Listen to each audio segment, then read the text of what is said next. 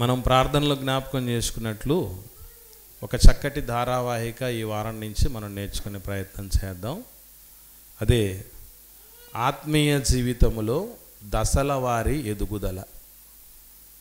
ఎలా ఆత్మీయ జీవితంలో దశల వారి ఎదుగుదల ఎలా? ఇందులో ఎస్పెషల్లీ మనం గుర్తుపెట్టుకోవాల్సిన విషయం ఏంటంటే, ఈ దశల వారి ఎదుగుదలలో 3 ప్రధానమైనటువంటి విషయాలు ఉన్నాయి. అందులో మొట్టమొదటిది ఎదుగుదలతో ముడిపడినటువంటి 3 ప్రధానమైన విషయాల్లో మొదటి విషయం విసర్జించవలసినవి. ఎదుగుదలకు విసర్జించవలసిన వాటితో సంబంధం ఉంది. అవి ఏవి విసర్జించాలి అనేది ఒకటి. రెండవది చంపవలసినవి.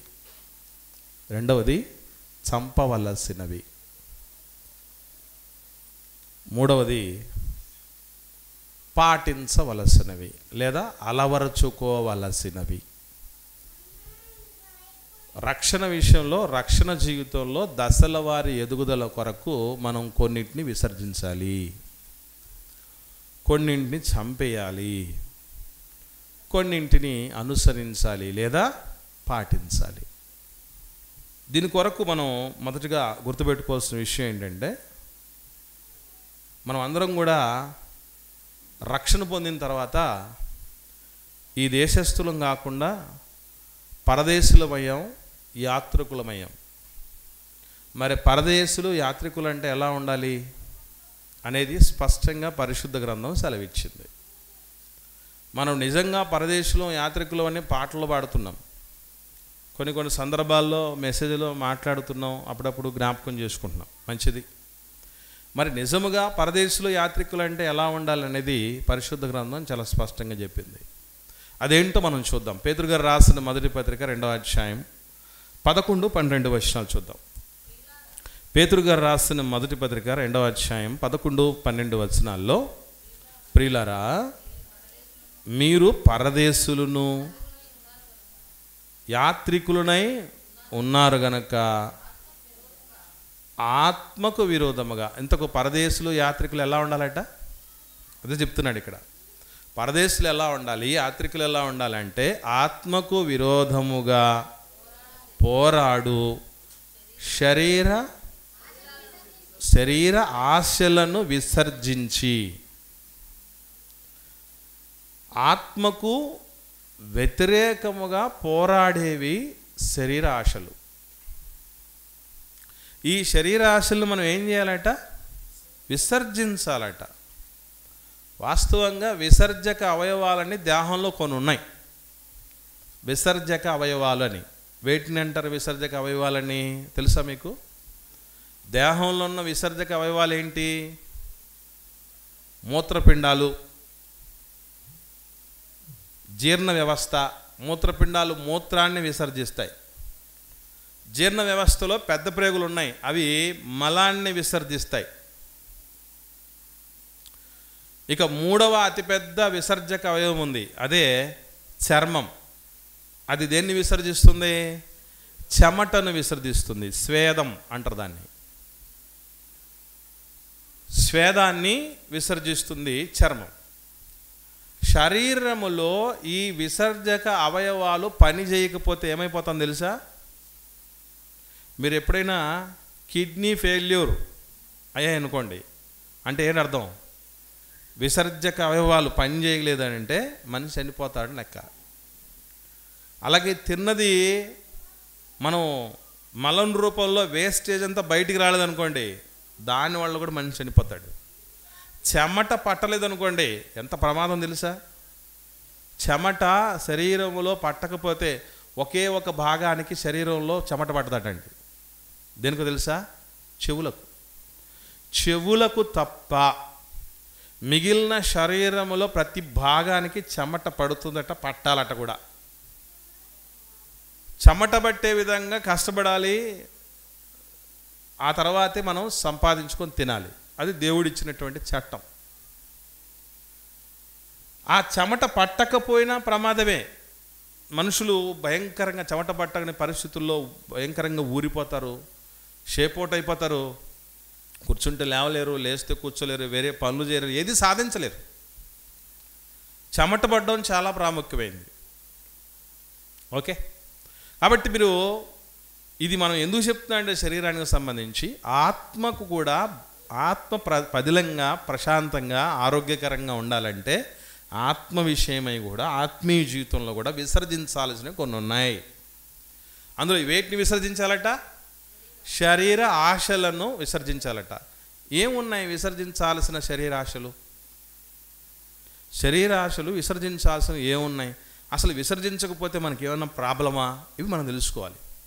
దీనికి జవాబుగా పేతురు గారు రాసినటువంటి మొదటి పత్రికలోనే 2వ అధ్యాయము ప్రారంభం నుంచి చదువుదాం. ప్రారంభ 3 వచనాలు చదువుదాం. ప్రభువు దయాళుడని మీరు రుచి చూచి ఉన్న ఎడల. నేను అడుగుతున్నాను ప్రశ్న, మనలో ఎంతమంది ప్రభువు దయాళుడని రుచి చూశాం? మనం అనుకుంటూ ఉన్నాం. పాట కూడా ఉంది కదా ఒకటి, ఏమని? రుచి చూచి ఎరిగి తిని యెహోవా ఉత్తముడనియు అని. పాట పాడినోళ్ళు, పాట రాసినోళ్ళు, పాటినోళ్ళు తెలుసుకున్నారా? ఎరిగి ఉన్నట్టేనా అర్థం? అసలు యెహోవా దయాళుడని రుచి చూడడానికి ముందు ఏం చేయాలని చెప్తున్నాడు చూడండి అక్కడ. రుచి చూచి ఉన్న ఎడలా, అదిగో అలా రుచి చూశాము అని ఎవరైతే మనం చెప్తున్నామో మనం ఏం చేయాలట?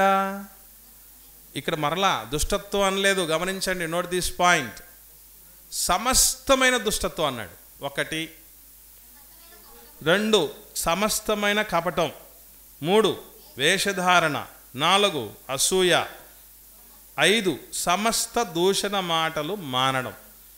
ఇన్ని చేసినోళ్ళు యెహోవా దయాళుడని రుచి చెరుగుతారట. 5 వచ్చినాయి ఇక్కడికి.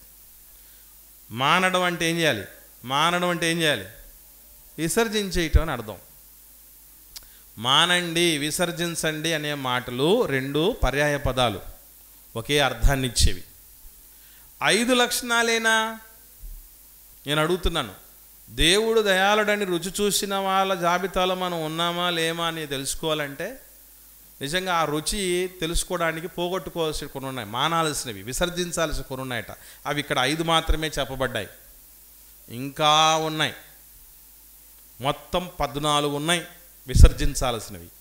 14 విసర్జించిన తర్వాత నెక్స్ట్ ఇంకోటి చేయాలి. అదేం చెప్తున్నాడు అక్కడ? కొత్తగా జన్మించిన శిశువులను పోలిన వారై నిర్మలమైన వాక్యమును పాల వలన రక్షణ విషయంలో ఎదుగు నిమిత్తము ఆ పాలను అపేక్షించండి. అంటే పాలు తాగడానికి ముందు చేయాల్సిన పని ఏంటంట? వాక్యమనే పాలు తాగటానికి శిశువులుగా రక్షణలోనికి వచ్చినటువంటి మనం చిన్నపిల్లలంగా దేవుని వాక్యం అనే పాలు తాగటానికి కొన్ని క్వాలిఫికేషన్స్ ఉన్నాయని చెప్తున్నాడు. అందులో పోగొట్టుకోవాల్సిన కొన్ని ఉన్నాయట. మానడం అంటారు, వాటిని మానడం అంటారు. నిజంగా కొన్ని మానితే కానీ కొన్ని మనం చేయలేము. ఫర్ ఎగ్జాంపుల్ మనకు అర్థం కావడానికి చెప్తాను. మనం అమ్మ పాలు తాగాలనుకోండి, అమ్మ పాలు తాగడానికి ముందు కొన్నిటిని మానేసుకొని రావాలి. ఏం మానాలండి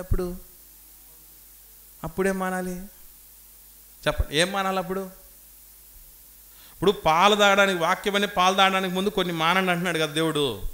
ఇప్పుడు మనకు ఆత్మ సంబంధమైన దాన్ని అర్థం చేసుకోవడానికి దేవుడు ఏం పెట్టాడు? బైబిల్లో, లోకంలో భౌతికమైనది పెట్టాడు, ఇహ సంబంధమైనది కొద్ది పెట్టాడు. దీన్ని పెట్టి ఆత్మ సంబంధమైన విషయాలు చెప్తున్నాడు.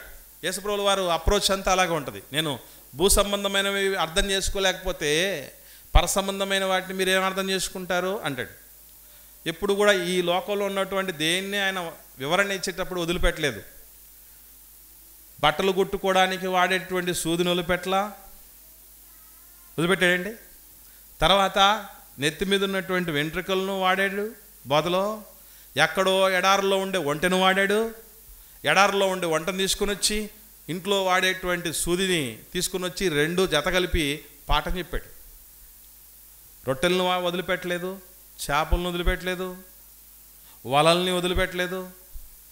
ప్రతి దాంట్లో కూడా ఆయన ఒక మంచి పాఠాన్ని నేర్పిస్తూ వస్తున్నాడు. పరలోక సంబంధమైన విషయాలను ఇహలోక సంబంధమైనటువంటి విషయాలతో పోల్చి చెప్తున్నాడు. ఇప్పుడు నేను ఏమంటున్నానంటే, వాక్యం అనే పాలు తాగడానికి కొన్ని మానాలట. అంటే భౌతికంగా అమ్మద పాలు తాగాలంటే కొన్ని మాని మనం తాగాల్సి వచ్చి ఉండాలి కదా. ఏం మాని ఉండాలి? మొట్టమొదటిది ఏంటంటే అమ్మ కడుపులో నుంచి ముందు మనం బయటికి రావాలి. ఇప్పుడు నేను తల్లి కడుపులోనే ఉంటాను అయినా పాలు తాగాల్సిందే అన్నాం అనుకోండి, అవుద్దా? అమ్మ కడుపులోనే ఉండి పాలు రావక్కడ, ఆహారం దొరుకుతుంది, కానీ ఆహారం దొరుకుతుంది లోపల ఉన్న పిండానికి.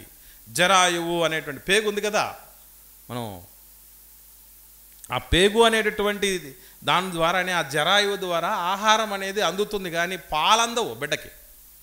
పాలు రావాలంటే అమ్మ కడుపును వదిలేయాలి, అమ్మ కడుపులో ఉండటం మానేయాలి. తర్వాత పోనీ భూమి మీదకి వచ్చిన వెంటనే పాలు తాగేస్తామా? ఏం చేయాలి? ఆ బిడ్డని అమ్మ పాలిళ్ళ దగ్గర తీసుకురావాలి.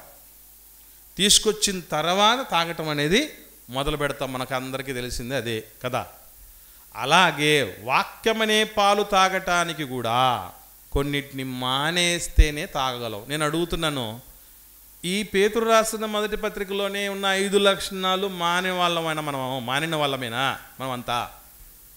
మనమందరం మానేస్తామా వాటిని? ఏమేమి మానాలటండి? సమస్తమైన దుష్టత్వం, సమస్తమైన కపటం, వేషధారణను, అసూయను, సమస్తమైన దూషణ మాటలు, ఇవి మానాలి. మానాకే పాల దగ్గరకు వస్తాం. పాలు రుచి చూసినప్పుడే ఏమర్థమవుద్ది? దేవుడు ఉత్తముడా కాదా అనేది అర్థమైపోద్ది. అన్ని స్టెప్పులు ఉన్నాయి అక్కడ, అన్ని సోపానాలు ఉన్నాయి, దశల వారి ఎదుగుదలకు సంబంధించినటువంటి విషయాలను ఉన్నాయి అక్కడ. సరే, ఈ 5 మాత్రమే కాకుండా మరికొన్ని చోట్ల అపోస్తలుల ద్వారా దేవుడు రాయించాడు, విసర్జించవలసినవి లేదా మానవలసినవి అనేది. అవి చూద్దాం ఒక్కొక్కటిగా. రోమిలికి రాసిన పత్రిక చూద్దాం. రోమిలికి రాసిన పత్రిక పౌలు గారు 13వ అధ్యాయం 12వ వచనం చూద్దాం. 13వ అధ్యాయం 12వ వచనం. ఈరోజు ఏ విసర్జించవలసిన వాటి గురించి పాఠం ఉండదు, అంతా అసలు ఏమున్నాయి విసర్జించవలసినవి అనేది మీకు క్లియర్గా చెప్పడం జరిగి, తదుపరి విసర్జించవలసిన వాటి జాబితాలో ఒక్కొక్క దాని గురించి ఒక్కొక్క వారం నేర్చుకుందాం. ఓకే, ఇప్పుడు చదువుదాం. రాత్రి చాలా గడిచి పగలు సమీపముగా ఉన్నది గనుక మనము అంధకార క్రియలను విసర్జించి తేజస్సంబంధమైన యుద్ధోపకరణములు ధరించుకుందాము అన్నాడు. అంధకార క్రియలు అన్నాడు. దీన్ని మరొక చోట ఏమని రాయబడిందంటే ఇదే విషయం మంచి అర్థం ఇచ్చే విధంగా కొరింథీయులకు రాసిన 2వ పత్రిక ఇదే విషయాన్ని కొరింథీయులకు రాసిన 2వ పత్రికలో మరో రకంగా చెప్పబడింది. 4వ అధ్యాయం 2వ వచనం. కొరింథీయులకు రాసిన 2వ పత్రిక 4వ అధ్యాయం 2వ వచనంలో, అయితే కుయుక్తిగా నడుచుకొనకయు, దేవుని వాక్యమును వంచనగా బోధింపకయు, సత్యమును ప్రత్యక్షపరచటం వలన ప్రతి మనిషి మనస్సాక్షి ఎదుట మమ్మును మేమే దేవుని సముఖమందు మెప్పించుకొనుచు అవమానకరమైన రహస్య కార్యములను విసర్జించి ఉన్నాము. దీన్నే మనం రోమిలి రాసిన పత్రికలో ఏం చదివాం? అంధకార క్రియలు. దీన్నే కొరింథీయులకు రాసిన 2వ పత్రిక 4:2 ఏమని చెప్పాడు? అంధకార సంబంధమైన రహస్య క్రియలు అన్నాడు. అంధకార క్రియలన్నా అవమానకరమైన రహస్య క్రియలన్నా 2 ఒకటే. ఇప్పటికి ఎన్నొచ్చాయి విసర్జించాల్సినవి? ఎన్నొచ్చాయి? మీరు పరధ్యానంలో ఉండకండి. పేతురు రాసిన మొదటి పత్రికలో 5 చూసాం, ఇక్కడ 1 చూసాం, మొత్తం 6 అయ్యాయి. తర్వాత పత్రికలు మనం చూడగలిగితే ఎఫెసీయులకు రాసిన పత్రిక చూద్దాం. పౌలు గారు ఎఫెసీయులకు రాసిన పత్రిక 4వ అధ్యాయము 25వ వచనం. 4వ అధ్యాయము 25వ వచనం. ఏం మానాలు చూడండి అక్కడ. మనము ఒకరికొకరము అవయవములై ఉన్నాము గనుక మీరు అబద్ధమాడుట మాని. ఏం మానాలట? అబద్ధాలు మానేయాలి. అబద్ధాలు మానిన వాడే వాక్యం దగ్గరకు వస్తాడు. వాక్యం రుచి ఎరుగుతారు. పాల లాంటి వాక్యం రక్షణ విషయంలో ఎదగటానికి సంబంధించినవని అడుగుతారు. అబద్ధాలు మానిన వాళ్ళే దేవుణ్ణి దయాళుడని రుచి చూస్తారు అట. 6 లక్షణాలు వచ్చాయి. ఇదే ఎఫెసీయులకు రాసిన పత్రిక ఇదే 4వ అధ్యాయం 31వ వచనం చూద్దాం. ఎన్ని లక్షణాలు అయిపోయి ఇప్పటికీ? 7 అయ్యాయి కదా. ఇప్పుడు 8వది ఏంటది? సమస్తమైన ద్వేషం 8వది. 9వది కోపము. క్రోధము రెండు ఒకే లిస్టులో పెట్టండి. తర్వాత అల్లరి, దూషణ, సకలమైన దుష్టత్వం. ఇందులో నేను అడుగుతున్నాను, పేతురు గారు రాసిన మొదటి పత్రికలో వచ్చాయి కొన్ని, అక్కడ వచ్చినవి ఇక్కడ మళ్ళీ రిపీట్ అయ్యాయి. ఏమిటవి? దుష్టత్వం వచ్చింది, అలాగే ఇంకా ద్వేషం కూడా వచ్చింది. ద్వేషము ఇది వచ్చింది, ఇవి రెండు రిపీట్ అయ్యాయి. కాబట్టి ఇందులో ఉన్నవి మొత్తం ఎన్ని ఉన్నాయి? 31వ వచనంలో 31వ వచనంలో ఎన్ని ఉన్నాయి? ఎఫ్సి పత్రిక 4:31 ఎన్ని ఉన్నాయి? ద్వేషము, కోపము లేదా క్రోధము, అల్లరి, దూషణ, సకలమైన దుష్టత్వం 5 ఉన్నాయి. 5లో రిపీటెడ్గా వచ్చేటివి 2 పోతే మిగిలిన 3. ఈ 3 25వ వచనంలో ఉన్నది 1 4. అంటే ఎఫ్సి పత్రికలో 4, పేతురు గారు రాసిన మొదటి పత్రికలో 5, రోమిలకు రాసిన పత్రికలో 1, మొత్తం 10. లెక్క తేలిందా? 10టికి లెక్క వచ్చిందా? రైట్. ఇప్పుడు తిమోతి గారికి రాసిన మొదటి పత్రిక వద్దాం. అక్కడ కొన్ని లక్షణాలు చెప్తున్నాడు. తిమోతి గారికి రాసిన మొదటి పత్రికలో 4వ అధ్యాయం 7వ వచనం చూద్దాం. 4వ అధ్యాయం 7వ వచనం. అపవిత్రమైన ముసలమ్మ ముచ్చటలను విసర్జించు అన్నాడు. అపవిత్రమైన ముసలమ్మ ముచ్చట్లను విసర్జించు. ఎన్నయ్యాయి? 11. తర్వాత ఇదే తిమోతి గారికి రాసిన మొదటి పత్రికలో 6వ అధ్యాయంలో మనం చదివాం, ఇంతకుముందు నేర్చుకున్నాం ఈ విషయం. 6వ అధ్యాయం 11వ వచనం. తిమోతి గారికి రాసిన మొదటి పత్రికలోనే 6వ అధ్యాయం 11వ వచనం. దైవజనుడా, నీవైతే వీటిని విసర్జించి, వేటిని 10వ వచనంలో మనం చూసాం. ఏంటది? ధనాపేక్షను విసర్జించు. అంటే తిమోతి గారికి రాసిన 2వ పత్రికలో విసర్జించాల్సినవి 2 ఉన్నాయి. ఒకటేంటి? అపవిత్రమైన ముసలమ్మ ముచ్చట్లు. రెండవది ధనాపేక్ష. 2వ పత్రికలో కూడా ఒకటి ఉంది, అది కూడా చూద్దాం. 2వ అధ్యాయము 23వ వచనం. తిమోతికి రాసిన 2వ పత్రిక 2వ అధ్యాయం 23వ వచనంలో, నేర్పులేని మూఢుల వితర్కములు జగడములు పుట్టించునని ఎరిగి అట్టి వాటిని విసర్జించు. దీనికి రెలవెంట్గా ఉండేటటువంటి మాట తీతుకు రాసిన పత్రికలో కూడా ఉంది. దీనికి దగ్గరి మాట తీతుకు రాసిన పత్రిక 3వ అధ్యాయము 10వ వచనం చూద్దాం. తీతుకు రాసిన పత్రిక 3వ అధ్యాయము 10వ వచనంలో, మతభేదములు కలిగించు మనుషునికి 1-2 మార్లు బుద్ధి చెప్పిన తర్వాత వారిని విసర్జించు. అంటే అవివేకమైన ఏం చదివాం? నేర్పులేని మూఢుల వితర్కములు అన్న, మతభేదాలు అన్న 2 ఒకటే. వాటిని విసర్జించాలట. ఎన్నయ్యాయి? 13. తర్వాత ఇదే తీతుకు రాసిన పత్రికలో 2వ అధ్యాయం 12వ వచనంలో, మనం భక్తిహీనతను, ఇహలోక సంబంధమైన దురాశలను విసర్జించి. ఎన్నొచ్చాయి? 2 వచ్చాయి ఇక్కడ. ఒకటేంటమ్మా? భక్తిహీనత విసర్జించాలి. 2 ఇహలోక సంబంధమైన దురాశలు విసర్జించాలి. ఇహలోక సంబంధమైనటువంటి దురాశలను విసర్జించాలి. ఇలా మొత్తం ఎన్ని వచ్చాయంటే మనకి 14 వచ్చాయి, 15 వచ్చాయా? ఓకే, 14 వచ్చినా 15 వచ్చినా ఏ ఇబ్బంది లేదు. అవన్నీ మనం విసర్జించాల్సినవి. కొందరికి లెక్క అటు ఇటు అయినా నో ప్రాబ్లం. ఇవన్నీ విసర్జించాల్సినటువంటి ఆవశ్యకత మనకుంది. ఎందుకు అంటే బైబిల్లో మనకు అద్భుతమైనటువంటి మాట దేవుడు చెప్తున్నాడు. ప్రాచీనత్వం, ప్రాచీన పురుషుడు, ప్రాచీన స్వభావం, ఈ పదాలు మనం చూసుంటాం. క్రొత్త నిబంధనలో ఎస్పెషల్లీ ప్రాచీన పురుషుడు లేదా ప్రాచీన స్వభావం, ఈ 2 ఒకటే. ప్రాచీన పురుషుడన్నా ప్రాచీన స్వభావం అన్న 2 ఒకటే. ఎలా చెప్పగలం? అది చూద్దాం, ఒకసారి కన్ఫర్మ్ చేసుకుందాం. ఎఫ్సీలు రాసిన పత్రిక 4వ అధ్యాయము 22వ వచనం.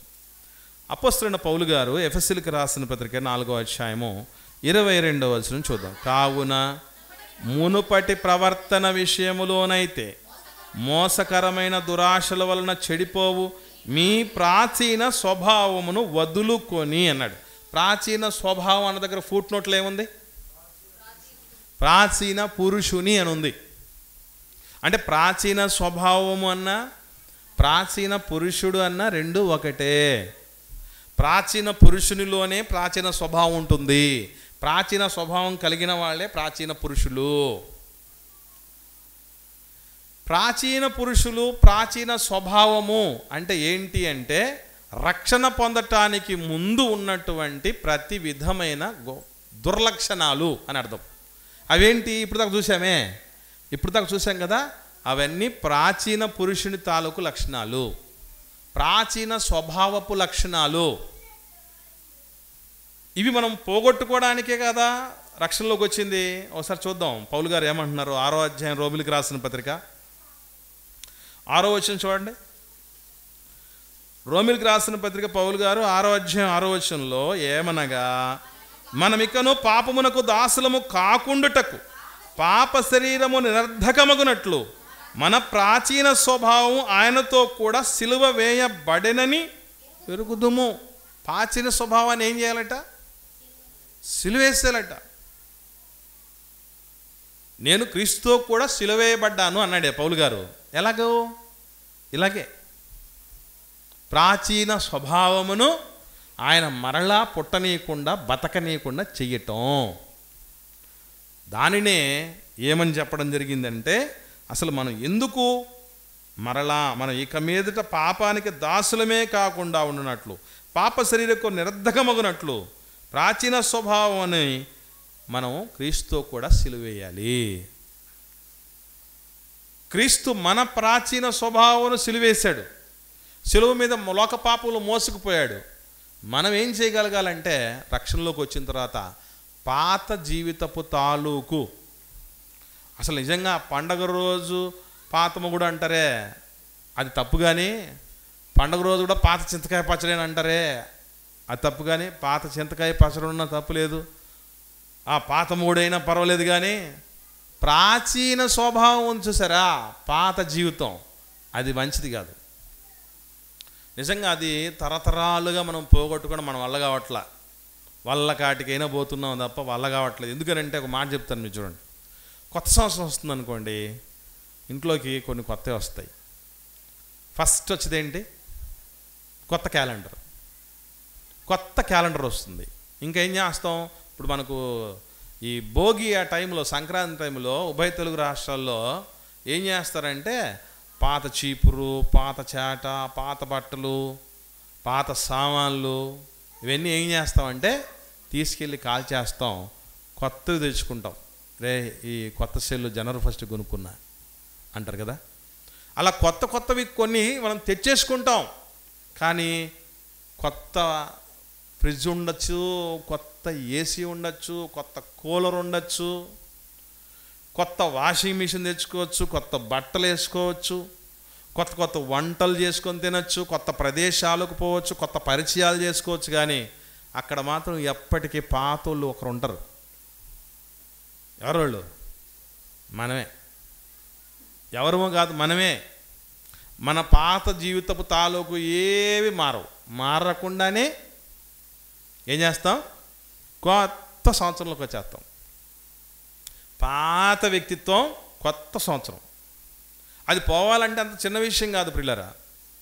అందుకే మనం ఏం చేయగలగాలి అంటే, పాప శరీరము నిర్ధకమవ్వాలంటే ముందు ఏం చేయాలట? ప్రాచీన స్వభావమును సిలువేయాలట. అంత సులభంగా అది మనకు యేసుప్రభులు వారు సిలువేసినటువంటి రోజు వస్తుంది. గుడ్ ఫ్రైడే టైంలో కొంతమంది సిలువయాగం చేస్తారు. అంత సులభం కాదు అది. అంత ఆ రక్తం, ఆ కొరడాలు ఒరిజినల్ కాదు, ఆ సిలువ ఒరిజినల్ కాదు, ఆ వచ్చే రక్తం ఉంటుంది చూసారా, ముళ్ళ కిరీటం పెట్టినప్పుడు కారే రక్తం, అది ఒరిజినల్ రక్తం కాదు. అది ఒడిన వేసుకుంటాడు, ఇబ్బంది ఏం కాదు. ఒక ఆయన క్రీస్తు సిలువ సాక్షి అని ఒక ఆయన ఉన్నాడు. ఆయన లక్షణం, ఆయన పరిస్థితి ఏంటంటే ఆయన సుమారుగా ఒక 20 సార్లు సిలువ వేయించుకున్నాడట. ఒరిజినల్గానే కాళ్ళకు చేతులకు మేకులు కొట్టించుకొని ప్రత్యక్షంగా క్రీస్తు శ్రమలు అనుభవించాడు అని ఆయనకు పేరు. క్రీస్తు సిలువ సాక్షి అని పేరు. దానికంటే ఇంకా సవాలుకరమైనది ఏంటంటే దేవుడు ఏం చేయమన్నాడు అంటే, సిలువ దేనికి ఏమన్నాడంటే దానికి వేయగలగాలి. అవి సుమారు 14-15 లక్షణాలు ఉన్నాయి. వాటిల్లో ఒక్కొక్క లక్షణము ఎప్పుడైతే మనం పోగొట్టుకుంటూ ఉంటామో అప్పుడు వాక్యమని పాలు తాగుతాం. అంటే ఇప్పటికి మనకు ఒక స్పష్టత వచ్చింది. ఏమిటంటే మనలో ఇప్పటికీ చాలామందివి ఏం తాగలేదు, వాక్యమనే పాలే తాగలే. ఇప్పుడు తాగాలంటే ఏం చేయాలని చెప్పాడు? కొన్ని పోగొట్టుకోవాలి, కొన్ని విసర్జించాలన్నాడు కదా. ఇవన్నీ మనం పోగొట్టుకున్నామా నేను అడుగుతున్నాను, చెప్పండి. ఇవన్నీ నాలో ఇవన్నీ ఏం లేవండి అన్నోళ్ళు ఎంతమంది ఉండం మన మధ్య? సమస్తమైన దుష్టత్వం, సమస్తమైనటువంటి దూషణ అంటాడు. ఇది సమస్తమా? అసలు ఏంటా దుష్టత్వం, ఏంటా దూషణ, ఏంటా అల్లరి, ఏమిటా కపటం, ఏమిటా వేషధారణ, ఏమిటా అంధకార క్రియలు? ఇలా 14-15 లక్షణాలు ఉన్నాయే, అవన్నీ మనలో ఉన్నాయా లేవా అనేవి మనం వచ్చే వారం నుండి ఒక్కొక్కటిగా కూలంకషంగా నేర్చుకునే ప్రయత్నం చేద్దాం. దయచేసి ఎవరు మిస్ అవ్వకుండా రండి. ఇదండి విషయం. దశల వారి ఆత్మీయ ఎదుగుదల ఎలా, ఇలా కొన్నిటిని విసర్జించుకునే విధంగా బతకటం, కొన్నిటిని చంపేసుకోవాలి, కొన్నిటిని అలవరుచుకోవాలి. వేటిని విసర్జించాలనేవి ఒక లిస్టు చూసాం. ఆ లిస్టులో ఒక్కొక్క దాన్ని మనం నేర్చుకుంటూ పోదాం. ప్రార్థన చేద్దాం. ప్రేమ కలిగిన మా కన్న తండ్రి నాయన, దశల వారీగా రక్షణ పొందినటువంటి మేము ఎదగాలి అన్నటువంటి సదుద్దేశంతో, సత్సంకల్పంతో, అలా ఎదగడానికి ముందు వాక్యమనే పాలు తాగి రక్షణ విషయంలో ఎదగటానికి ముందు మేము విసర్జించుకోవాల్సి కొన్ని ఉన్నాయని, వాటి జాబితాను కొత్త నిబంధనలో, అపోస్తుల బోధలో, ఆయా పత్రికల్లో నాయన సంఘ సమున్నతమైనటువంటి స్థితి కొరకు, సంస్కరణ కొరకు మీరు రాయించిన విధానమును బట్టి మీకు స్తోత్రాలు చెల్లిస్తుంటున్నాం. నా తండ్రి, నా దేవా, ఇంకను శ్రేష్టమైనటువంటి స్థితిగతులు భక్తియుతుల్లో మేము పొందగలుగునట్లు నాయన, అన్ని విషయంలో ఎదిగి నా తండ్రి క్రీస్తు సారూప్యమును మేము పొందుకొనగలుగునట్లు ఒక్కొక్కటిగా మాకు నేర్పిస్తూ రమ్మని, నేర్చుకున్నటువంటి ప్రతి ఒక్క దానిని మా జీవితంలో తండ్రి అవి ఆ అవలక్షణాలు ఉన్నాయా లేవా, మేము విసర్జించుకున్నామా లేనా అని మమ్మల్ని మేము పరీక్షించుకొని తీర్పు నుంచి తప్పించబట్టకు, రాబో ఉగ్రత నుంచి తప్పించబడి తండ్రి ఆశీర్వదించబడినటువంటి గుంపులో చేరుటకు మీ కృపను అనుగ్రహించండి నాయన. చేరువచ్చిన మీ బిడ్డలందరినీ బట్టి స్తోత్రాలు. నా తండ్రి, క్రమం తప్పకుండా సంఘ ఆరాధనలకు రాగలిగి తండ్రి విడిచిపెట్టుకోవలసినటువంటి వాటిని, మానవలసిన వాటిని గురించి కూలంకషంగా తెలుసుకొని నాయన మా భక్తి జీవితాన్ని క్రీస్తు అనే బండ మీద ఉన్నతంగా చక్కగా కట్టుకొని నిడిచే కట్టడంగా మరి మలుచుకున్నటకు కృప దయచేయమని ప్రాధేయపడుతూ మిగిలిన సమయాన్ని కూడా మీకు అప్పగిస్తున్న ఉన్నతంగా జరిగించి మహిమ పొందమని యేసుక్రీస్తు ప్రభుల వారి పరిశుద్ధమైన నామములో ఈ ప్రార్థన మీకు సమర్పించి పొంది ఉన్నాం తండ్రి. ఆమెన్.